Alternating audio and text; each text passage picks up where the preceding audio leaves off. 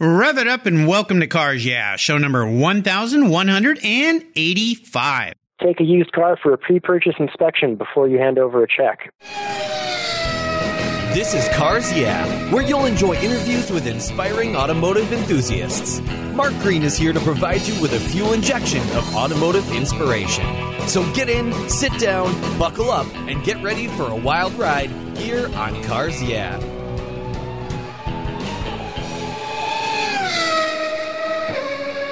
Hello, automotive enthusiasts. I'm revved up and so excited to introduce today's very special guest, calling in from Los Angeles, California, Martin Grossinger.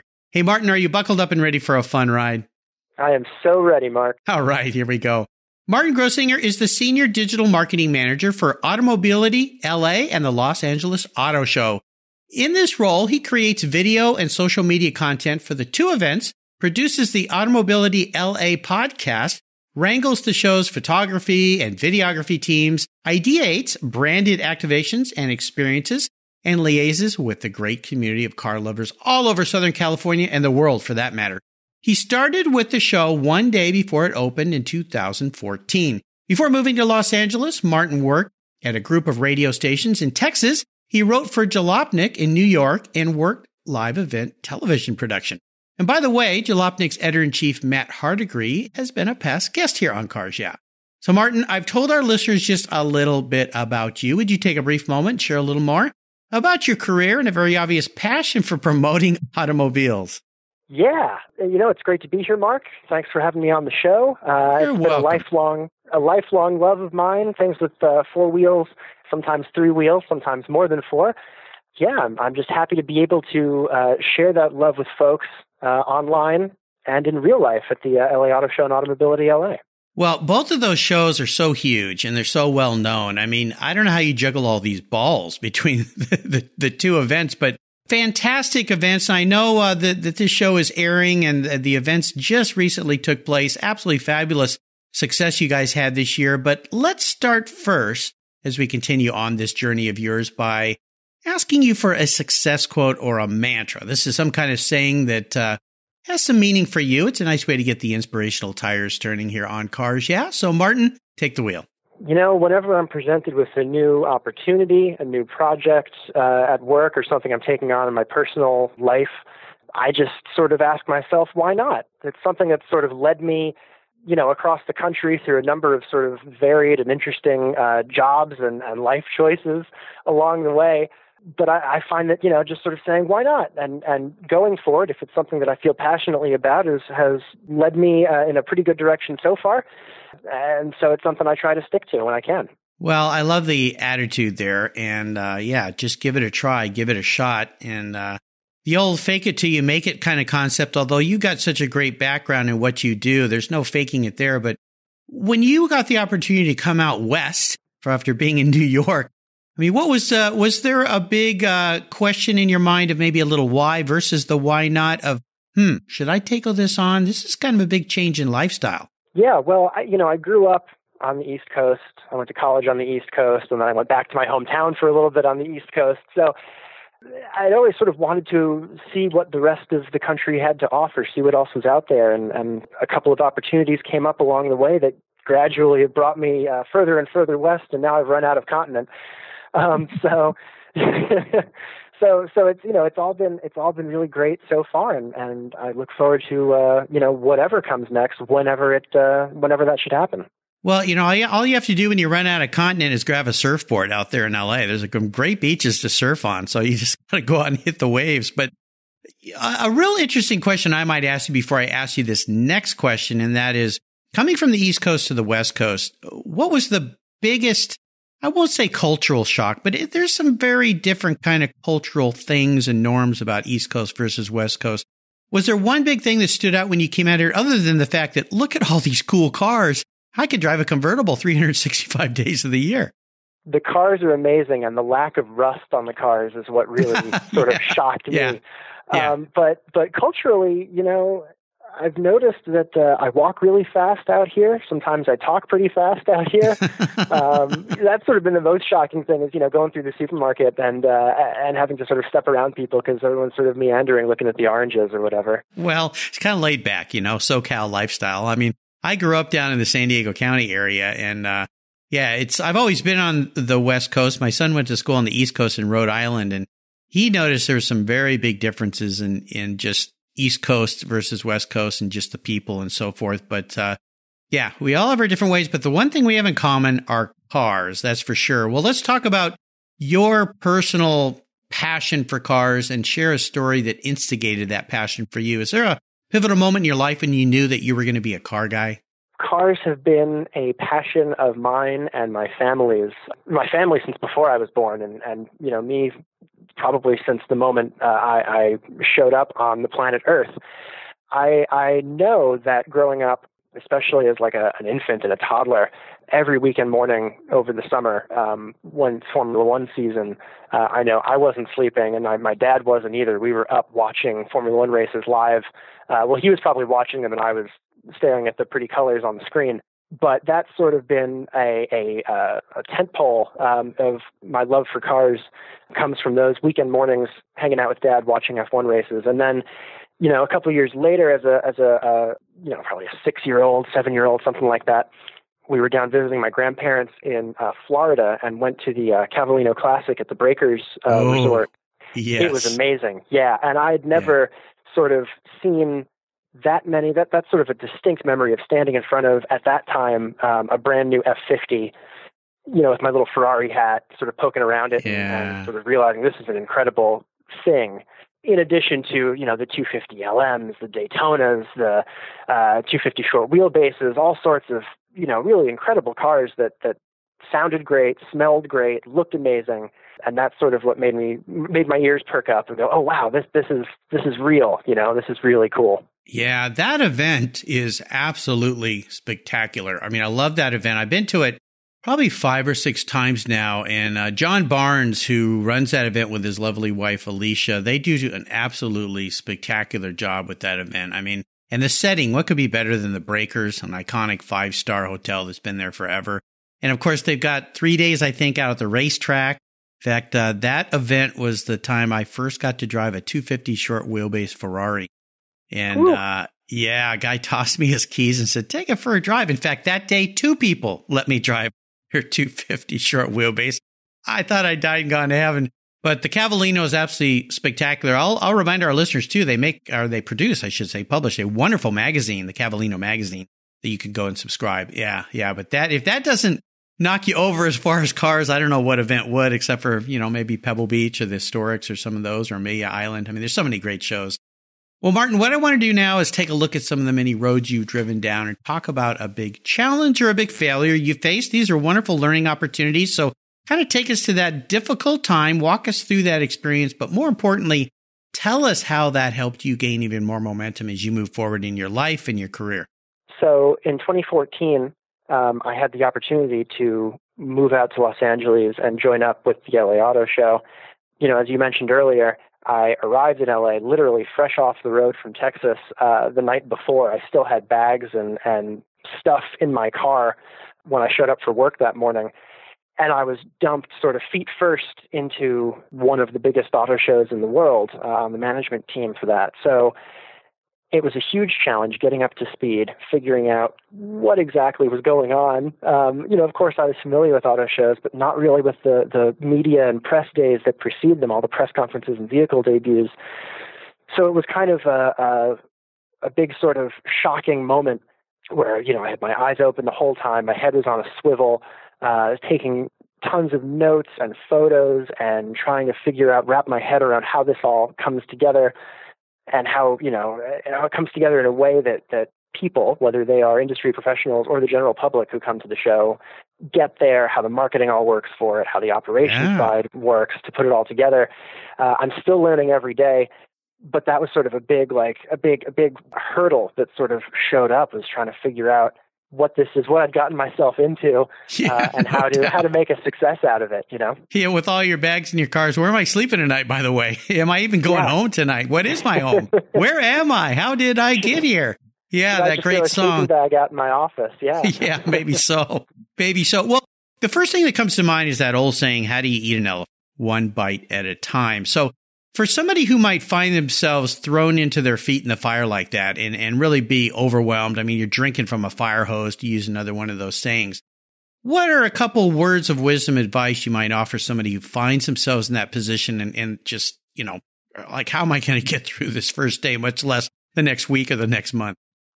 So I had a really great team that I joined up with, and I sort of latched on to Lefty Saronis, who is a member of the marketing and communications team here at Automobility LA and the LA Auto Show, and latched onto him, and he became sort of a mentor, and I became his shadow for 4 years now. But there's been so much knowledge that's been passed down, so many sort of routines and strategies for taming such a huge beast like this every year, to make it manageable one bite at a time and get through the whole show. So having a great support team, and particularly one person that you can sort of throw questions at, throw concerns at, and then take knowledge from is huge. It's a huge help. Yeah, absolutely. Find yourself a mentor. Yeah, Lefty's going to be a future guest here on the show. I'm really excited about having him on the show. From what I've heard from my good friend Rafael Oporo and Matt, who connected all of us together from JMPR. Lefty is quite a legend and has been doing this for a long time. So lucky you to have Lefty on your left and right side and behind you and in front of you. Truly, yes. Yeah, fantastic. Love it. Well, let's shift gears and go to the other end of the spectrum. I'd love you to share what I call a career big aha moment, a time when those headlights kind of illuminate a new path for you. What would yours be? When I joined up with Jalopnik in probably 2009, 2010, something like that. Mm-hmm.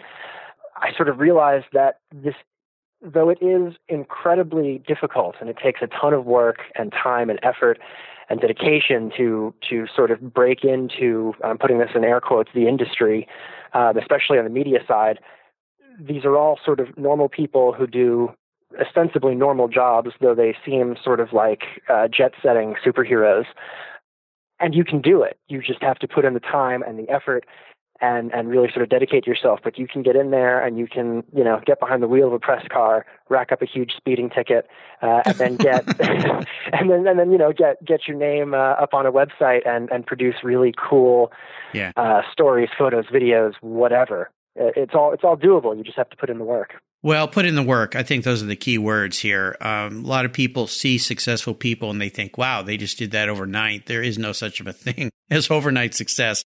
It just doesn't happen. You've got to work really hard. And I've had hundreds of journalists and authors in that field, the automotive sector, on the show here. And you can go back and listen to any of those shows. And there's a consistent thing, a lot of hard work, a lot of effort, a lot of dedication.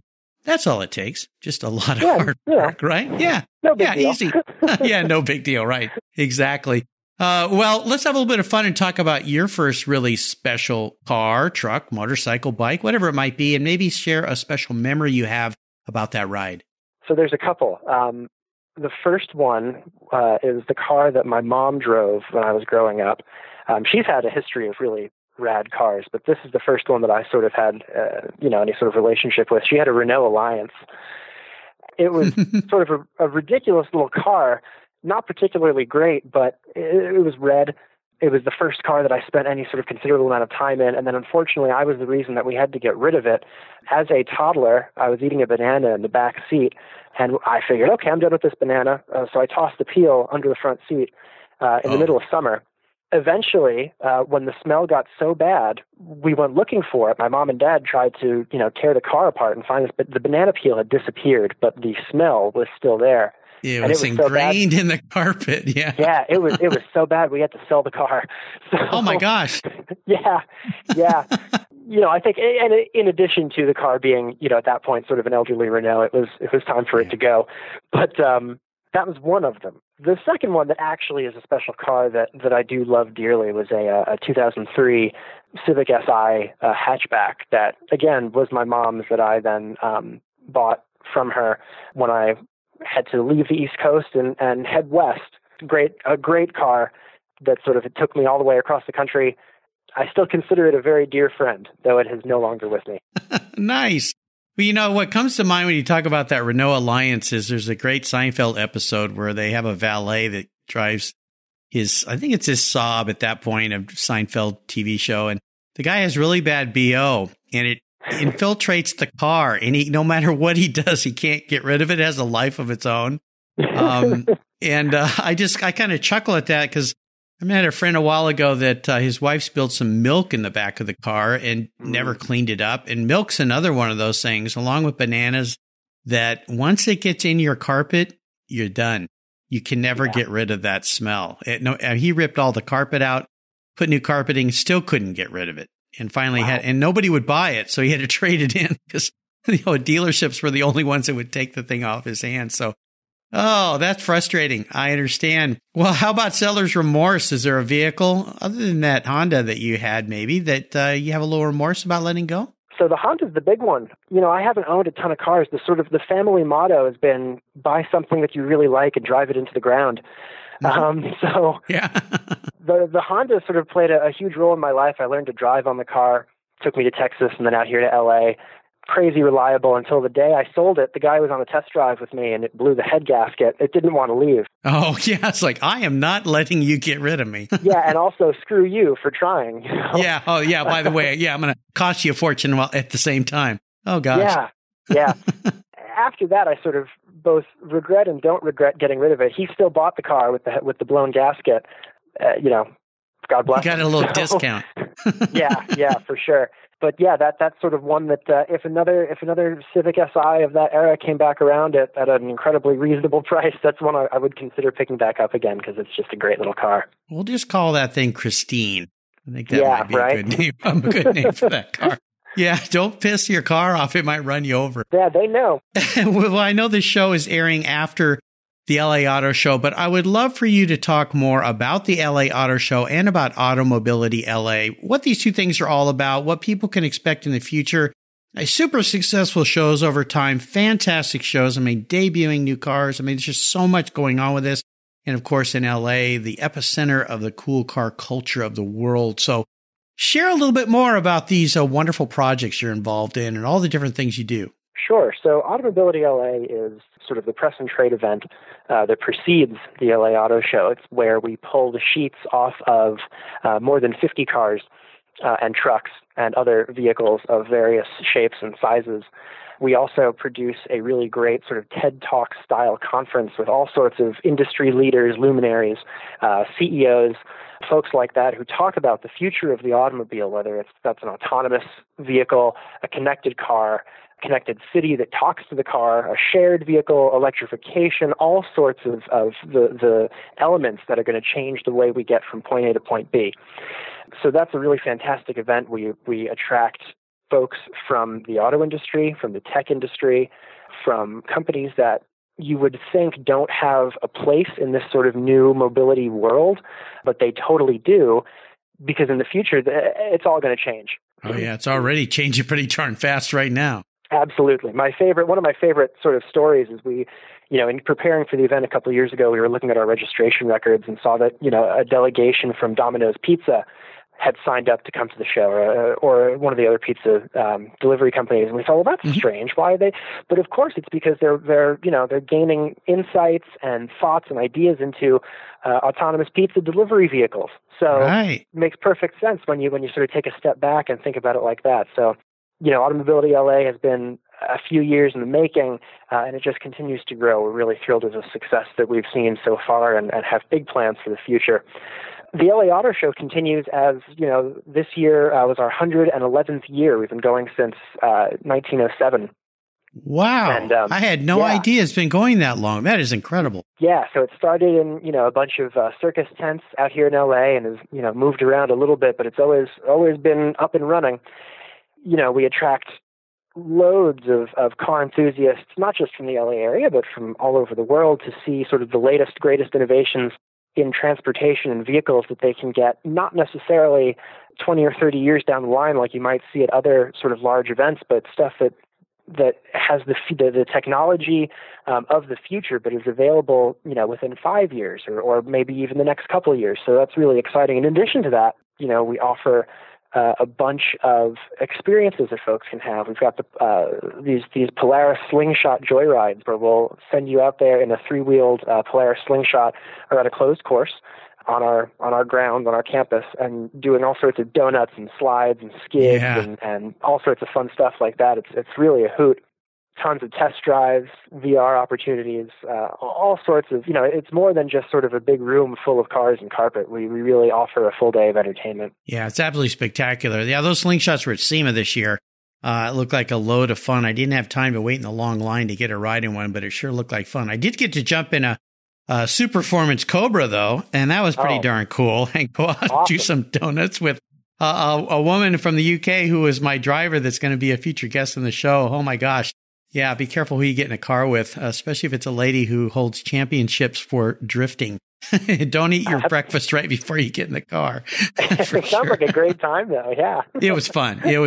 Well, the best way for people to learn more about these two events is how? Head over to automobilityla.com and laautoshow.com, and you can also check us out on all of the various social media networks at LA Auto Show and at Automobility LA. Absolutely. I'll make sure links to all of those are on Martin's Cars Yeah show notes page. So, Martin, here's a very introspective question. If you woke up tomorrow and you were a car, you'd been manifested into a car parked in a garage, what would you be and why? I would love to come back as a Lotus or Caterham 7. Oh, that's on the dream car list. We're both sort of long and skinny, tall and skinny, and I don't really mind getting caught out in the rain or inclement weather in a weird car, and it seems like they have a lot of fun. So that's something that I think would be a hoot, is to come back as a Caterham 7. That does sound like fun. I need to connect you with past Cars Yeah, I guess, your Lance Stander.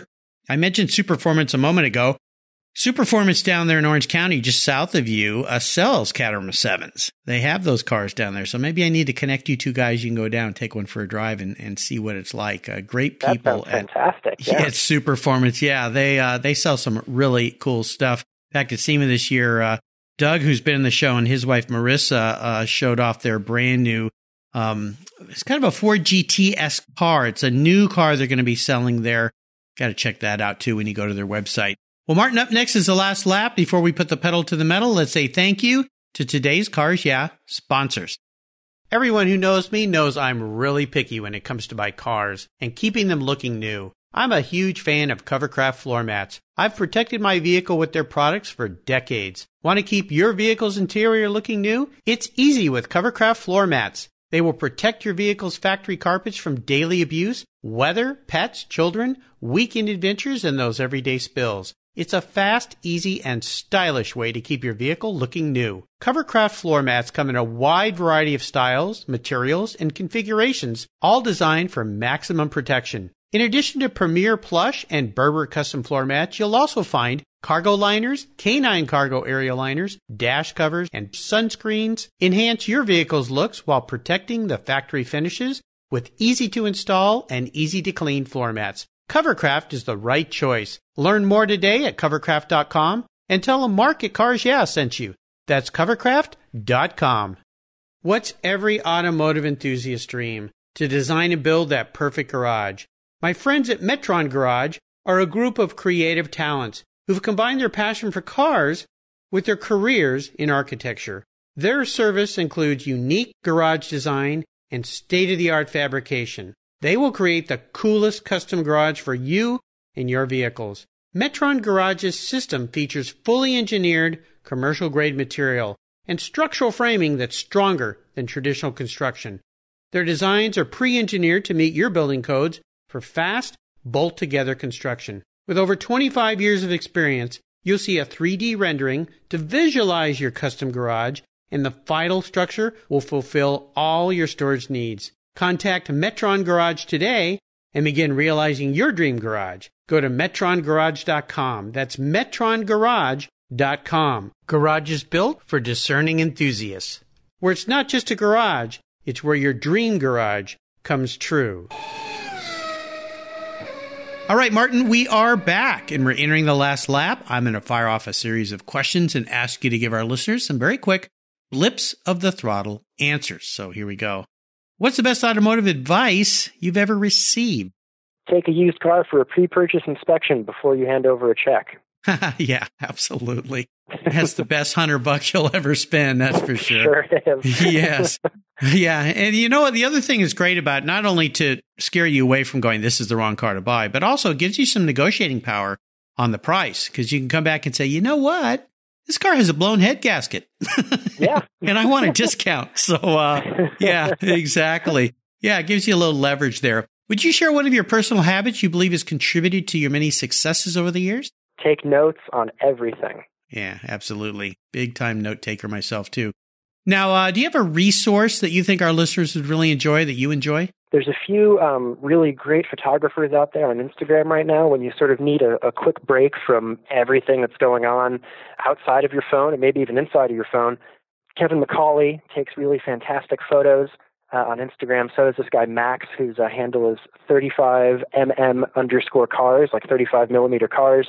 He shoots all film in the LA area and then uploads them to Instagram. And it's just some really, really great atmospheric shots of cars and the LA scene. Very cool. I'll have to reach out to both those guys and see if I can get them to be guests here on the show. I've had lots of photographers, automotive photographers on the show, some really, really talented people, always looking for others.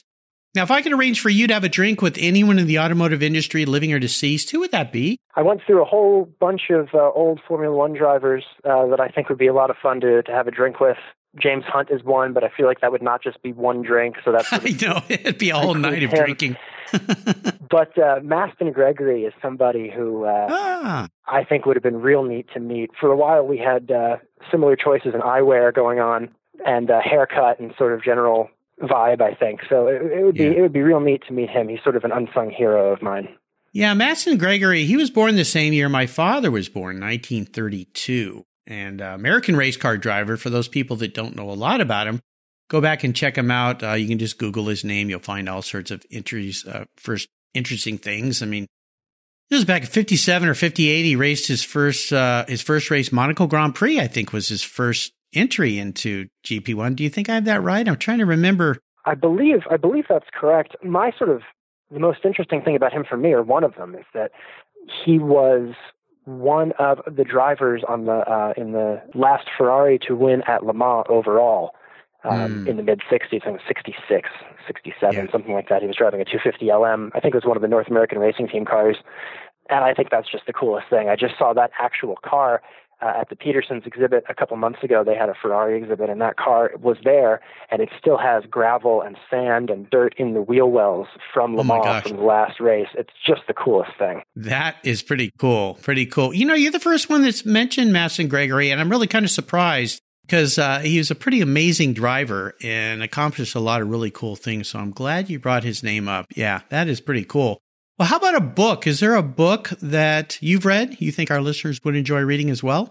I mean, lately I've been reading a lot of Carl Hiaasen. He's not really the most unknown writer or sort of surprise choice, I guess, but I've sort of fallen into a Carl Hiaasen, not a rut, because it's, the books are wonderful,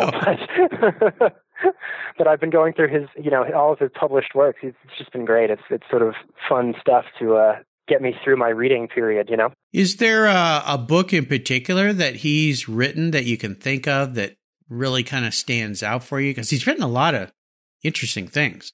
Yes, there is. And I am looking it up right now because I just finished it. Razor Girl is the book. Came out in 2016. It is outrageous. It's fantastic. Razor Girl. Okay, cool. Well, that's the first time I think he's been mentioned here, much less that book. So I'll remind our listeners, you can find that resource on Martin's Cars Yeah show notes page. Just go to carsyeah.com, type in Martin Grossinger, Grossinger, and that page will pop up with a link to that wonderful book. Fantastic. All right, we are up to the checkered flag here, Martin, and this last question can be a bit of a doozy. Today, I'm going to buy you a very cool collector car. It doesn't matter who owns it or where it is. I'm going to bring it to you there in Los Angeles to enjoy and drive up in the foothills there, maybe along Mulholland Drive or the mountains. But there's a couple rules to this game here. It's a couple rules I need you to abide by. First and foremost, you can't sell it to buy a bunch of other cars or toys with. So that little trick's off the table. You got to keep it. You have to drive it. No garage queens allowed here at Cars Yeah. I want you to enjoy the car. And it's the only collector car you can have. So choose wisely. This is the most difficult question that I have tried to answer in such a long time. I know. I'm sorry. I wish I could buy you more, but after 1,185 people, I've bought a lot of cars over the last few years. No, I know. And the offer is very generous. I really do appreciate it. You're welcome. I think I got to go Lancia Stratos. Oh, that's cool. Yeah, I feel like where I currently am in LA, I love going up on weekend mornings up the Angeles Crest highway out here, up into the mountains. And I feel like a Stratos is sort of ideal for those roads, and also potentially for taking out to like the desert and running off-road, on gravel or dirt roads. Yeah. As it would have in period. So I feel like I think it's a pretty solid choice. Yeah, very, very cool cars. I'll tell you what you should do, Martin. You should go back and listen to my talk here on Cars Yeah with John Campion. John has a collection of rally cars that defies anybody. I mean, this guy is heavily into rally cars and has some of the best Lancias that raced back in the day that you'll ever imagine. I mean, just absolutely spectacular. And he's actually been taking, or has had already, I think he's done it, taken some off-road rally driving, and he wants to do some vintage rally driving in his vintage rally cars. Talk about dedication. The That's idea awesome. of taking, if he needs a co-driver, tell him my schedule will magically open for him. It'll open up. Yeah. Well, I'll connect you two guys. I think you'll like it. Go back and listen. He's a really amazing guy. He's a incredible success story of an immigrant coming over here to the U.S. with literally $28 in his pocket, no education, and building an incredible empire, a power empire. It's just absolutely fabulous story. So go back and check that out. Lancia Stratos, love those cars. They are so cool. Yeah, and that'd be great for the mountains up there in the foothills of Los Angeles. So very, very nice. Well, Martin, you've taken me on a great ride today. I've really enjoyed your stories. I want to thank you for sharing your journey. Could you offer us a little parting piece of wisdom or guidance before you rip off into the sunset in that Lancia Stratos? Just try to have fun out there. Don't be too serious in general. Life's too short to get hung up on stuff that's a downer. Absolutely. And again, what's the best way for our listeners to learn more about Automobility LA and the Los Angeles Auto Show? So Automobility LA can be found at automobilityla.com and at Automobility LA across any social media network of your choice. The LA Auto Show, same deal, laautoshow.com or at LA Auto Show across all of the social media. And I'm out there at The Grossinger on Twitter and Instagram. There you go. Well, listeners, you can find all these links on Martin's show notes page on the Cars Yeah website. I would encourage you, if you have never found your way out to Los Angeles during the auto show, you need to get out there. It's typically always in the fall season, so you can start planning now for next year. Martin, thanks for being so generous today with your time, your expertise, and for sharing your experiences with me and the listeners. Until you and I talk again, I'll see you down the road. Thanks a lot, Mark. You're welcome. You take care of your cars, but who takes care of your investments? Tune-ups aren't just for engines. Updating your financial plan is important too. Your GPS may take you from A to B, but it won't help you on the road to financial freedom. For that, you need a good co-pilot and a very trusted advisor. Chris Kimball, CFP, is just the man for the job. He'll guide you down that road without driving you crazy. For over 25 years, Chris has helped people just like you and me with their financial planning and investments. With a master's degree in financial services, he is eminently qualified, and he's a car guy too. Learn more at chrisvkimball.com or call 866-ON-A-PLAN. Securities through Money Concepts Capital Corp. Member FINRA SIPC. CK Financial Services is not affiliated with Money Concepts Capital Corp. Thank you so much for joining us on today's ride here at Cars Yeah. Drive on over to carsyeah.com to find show notes and inspiring automotive fun. Download your free copy of Filler Up, a fun book filled with gorgeous photographs of fuel filler fun, including quotes from more inspiring automotive enthusiasts. Download your copy today, and we'll see you next time on Cars Yeah.